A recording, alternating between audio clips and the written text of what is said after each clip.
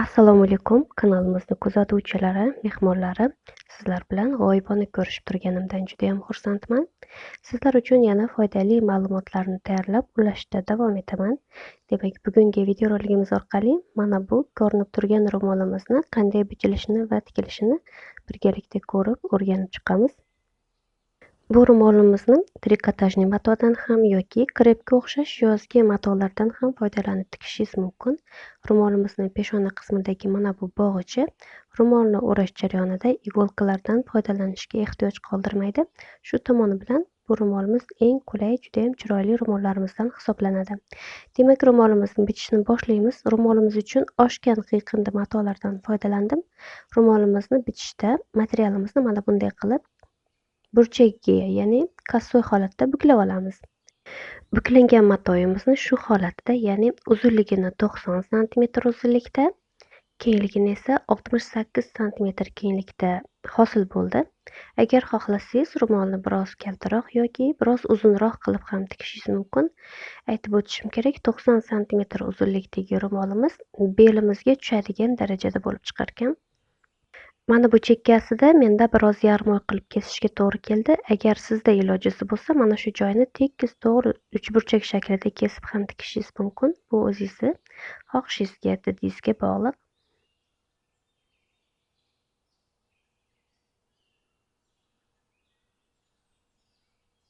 Mana yana bir marta o'lchab sizga ko'rsataman. Uzunligi 90 sm, ya'ni buklangan tomonidan. Va mana bu eni 68 sm kenglikda oshgan matolarimizdan hosil bo'ldi. Mana shu enini 68 sm kenglikda chiqishi yelkalarimizni bemalol to'sadigan darajadagi kenglik hosil bo'lar ekan.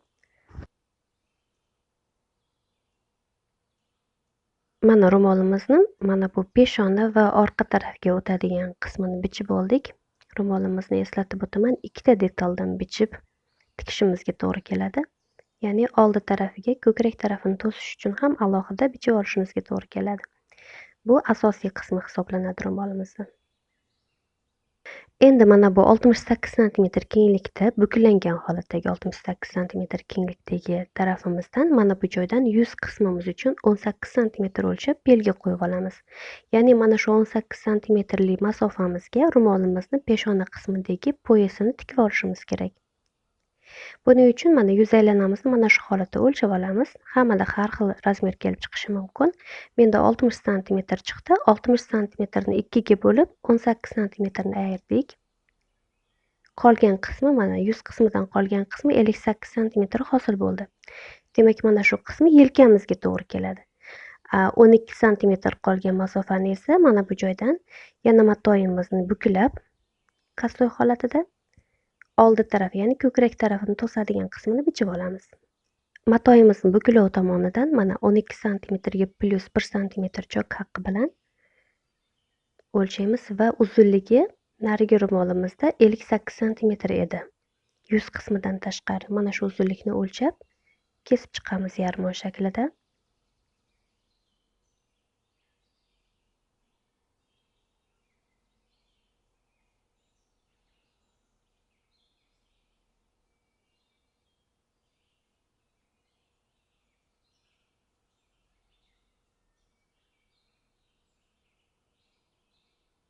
Mana ro'molimizning ikkinchi detalini ham bichib oldik. Kengligi 50 sm, mana bu uzunlik 58 sm, mana bu joydagi kengligi esa 12 sm hosil bo'ldi. Endi ro'molimizni avval bichib olgan asosiy qismimizni olamiz va mana bu joyda o'lchangan 18 sm belgimizga qaychi bilan ozgina kesib, yaxshilab belgi qo'yib olamiz. Yana ham tushunarli bo'lish uchun ro'molimizni tikilgandagi taxminiy ko'rinishini sizga ko'rsatishga harakat qilaman. Mana bu 18 sm belgimizga hozirgina bichgan kichkina detalimizni qo'shib tikkanimizda mana bu joy yuz sohamizga to'g'ri keladi. Va mana bu joyga ro'molimizni asosiy qismi peshonasiga poyas qo'shib tikishimizga to'g'ri keladi.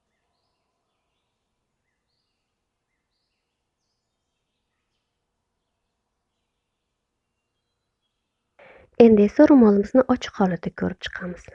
Mana bunday qilib tikilishi kerak. ikkala yonchoqlari esa mana bu joyga qo'shib tikilishi kerak.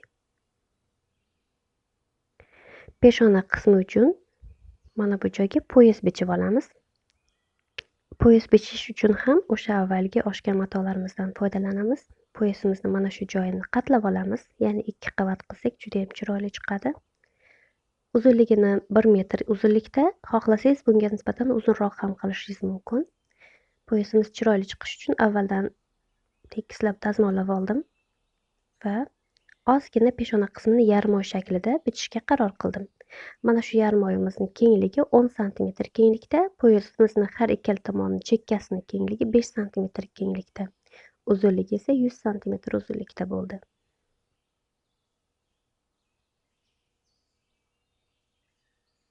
Mana poyezimizni bichib tayyorlab oldik. Endi ikkiga qatlab o'rtasiga belgi qo'yib olamiz.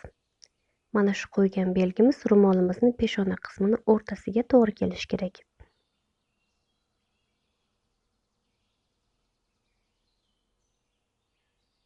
Mana ro'molimizni ham mana bu buklangan joyiga belgi qo'yib olamiz va ro'molimiz bilan poyezimizni mana shunday qilib iголkalar bilan birlashtirib, xohlasangiz qo'l choki bilan birlashtirib, keyin mashina yordamida tikib chiqamiz. E'tibor bering, faqat 18 santimetrli masofamizga qo'shib tikildi poyezimiz, ya'ni 36 santimetr ochiq holatda hisoblaganimizda. Mana poyezimiz tikilgandan keyin mana shu ko'rinishga keladi ro'molimiz. Endi ro'molimizni pastki qismini qo'shib tikib olishimiz kerak. Mana bu joyini. Pastki qismini qo'shib tikishdan avval ro'molimizni mana bu ochiq joyini ozgina buklab tikib olishimizga to'g'ri keladi. Mana bu joyini buklab tikamiz. Agar mana shu joyi sizga biroz kenglik qilsa, shu joyga ozgina rezinka qo'shib tikishingiz ham mumkin. Menda ozgina kengroq hosil bo'ldi. Ichkari tarafidan mana shunday qilib qatlab, o'rtasiga rezinkani olib, zigzag chok yordamida foydalanib tikdim, juda ham chiroyli chiqdi.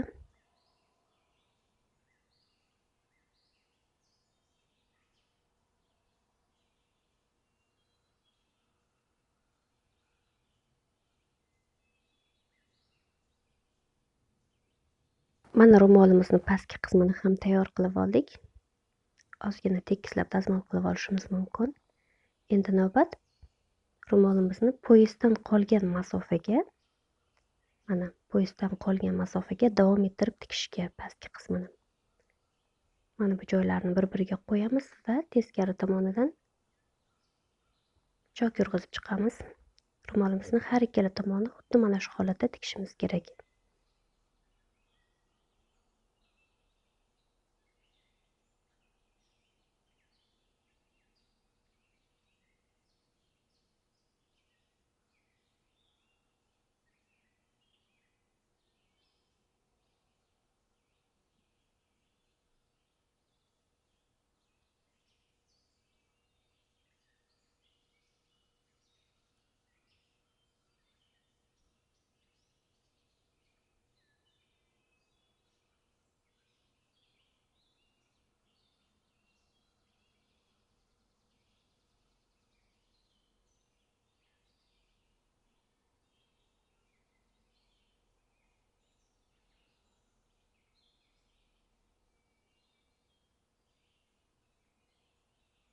Mana ro'molimizni har ikkala yonchoqlarini tikib chiqdik. Choklarimizni tekislab dazmollaymiz.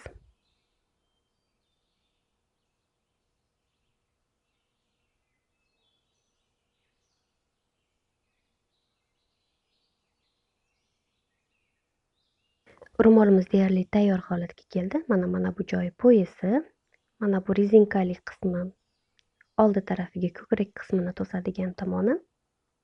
Endi mana shu poyezimizni chekkasini buklab tikib olishimiz kerak. Ya'ni ochiq holatda qolganda agar esingizda bo'lsa, mana shu turishida ikkiga ichkari tomonga buklab, ustidan nozik qilib chok yurg'izib chiqamiz.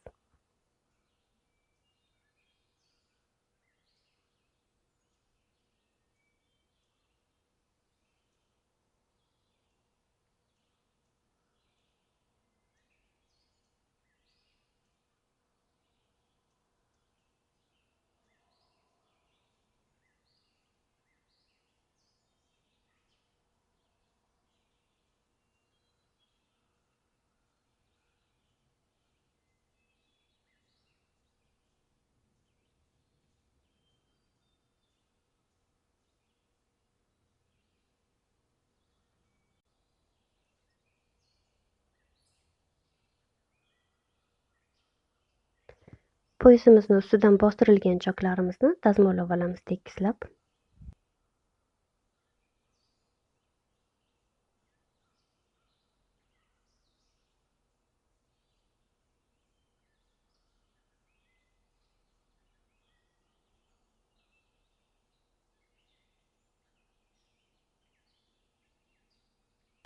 Mana qizlar, ro'molimiz tayyor bo'ldi. Judayam oddiy, murakkab bo'lmagan, eng qulay ro'mollarimizdan. Qulayligi shundaki, mana shu poyez yordamida ro'mol mustahkamlanishi, ya'ni shu poyezdni bog'lab foydalanganimizda bizga igolkadan foydalanishga hech qachon ehtiyoj bo'lmaydi. Mustahkam ushlab turadi. Bu ro'molimizni xohlasangiz mana shunday qilib ustki tomonidan, xohlasangiz yana bir varianti ichkari tarafidan, ya'ni ichkaridan bog'lab o'rashingiz ham mumkin. Kanalimizni doimiy kuzatuvchilari, mehmonlari, shunday qilib bugungi videorolikimiz ham nihoyasiga yetdi. Agar sizlar uchun foydali bo'lgan bo'lsa, fikringizni albatta kommentariyalarda yozib qoldiring. Like bosishni unutmang. Kanalimizni kuzatishda davom eting. Kelasi videoroliklarda ko'rishgungacha hammangiz Allohga omonat bo'ling.